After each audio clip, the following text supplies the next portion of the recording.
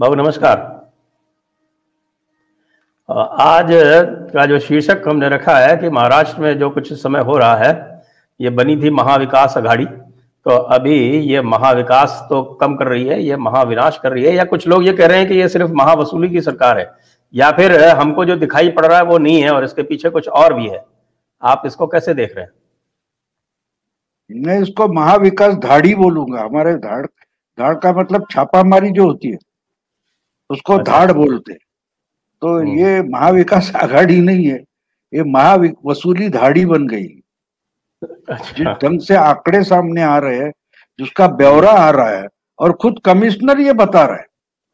कल तक जो कमिश्नर था वही तो बता रहा है। तो इस पर भरोसा करे ना करे ये बात ही नहीं आती।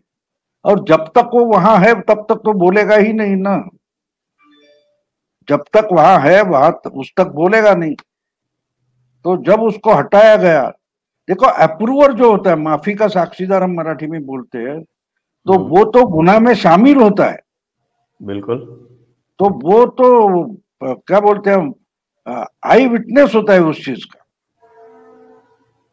तो खुद कमिश्नर जब बोल रहे हैं कि भाई ऐसा सब है, तो उसका मतलब हमें समझना चाहिए कि ये तो धड़ल्ले से चल रहा था। और उसमें अभी रेफरेंस भी आ गए, रश्मि शुक्ला नाम की जो आईएएस अधिकारी है, उन्होंने उसकी बात पूरी बता दी है।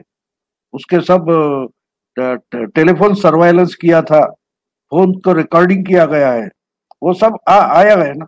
अब उसका पेन ड्राइव फडणवीस ने दे दिया है। तो जो चल रहा है वो इसीलिए तो मैंने तो बार बार चिल्ला कर बोला है, यही तो कॉमन मिनिमम प्रोग्राम है। ये सरकार क्यों बनी थी? ये इन्होंने तीन पार्टियों की कुछ अलायंस बनाकर तो चुनाव नहीं लड़ा था।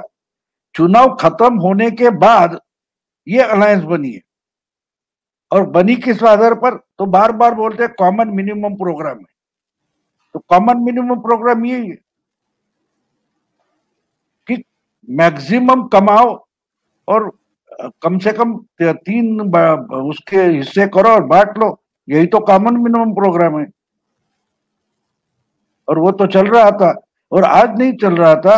अब ये बता रहे, कल पवार साहब हमारे 2 बार प्रेस लेते। अभी देखिए, पवार साहब को 1 हफ्ते पहले इसी बारे में, वजह के बारे में मुंबई में पूछा गया पत्रकारों से, तो बोले मैं लोकल इश्यूज पर नहीं बोलता। तो इनके लिए ये लोकल इशू था।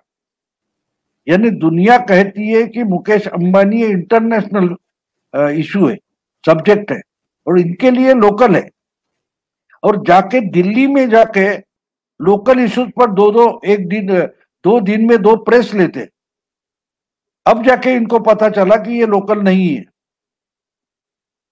तो जिस ढंग से वो दौड़ते दौड़ते आ गए, पवार साहब ने प्रेस लिए, तो उनको समझ में आ गया कि कुछ बड़ी गड़बड़ हो रही है। अब क्या हो रही है इसका पता नहीं, उनको भी नहीं चल रहा है। तो बात ये है कि रंगे हाथों पकड़े गए, यही प्रॉब्लम है। आप मुझे ऐसा लग रहा है कि आप कह रहे हैं कि जो भी वसूली हो रही है उसको 3 तरफ बांटा जा रहा है, लेकिन कांग्रेस तो कह रही है उसको कुछ नहीं मिल रहा, और इसीलिए कांग्रेस जाके ऊपर सोनिया गांधी को बोल रही है कि हमें मिल कुछ नहीं रहा है और बदनामी हमारी भी हो रही है। बिल्कुल ना। मैंने देखिए, मैंने आपको कॉमन मिनिमम प्रोग्राम बोला था। 3 हिस्से बट रहे हैं ऐसा नहीं बोला। मैंने क्या बोला था? कॉमन मिनिमम प्रोग्राम क्या था कि भाई ऐसे लूटेंगे और 3 हिस्सों में बटेगा। तो कांग्रेस का मानना यह है कि 3 हिस्सों में नहीं बट रहा है। तकलीफ उसकी है, तकरार उसकी है। और आपको याद होगा कि बार बार कांग्रेस के लीडर यही तो बता रहे हैं कि ये दोनों मिलकर सरकार चला रहे। और सरकार किस बात पर चल रही है? कॉमन मिनिमम प्रोग्राम पर, यानी लूट पर। और लूट का हिस्सा मिल नहीं रहा है, इसकी तो कांग्रेस बार बार तकरार कर रही थी ना।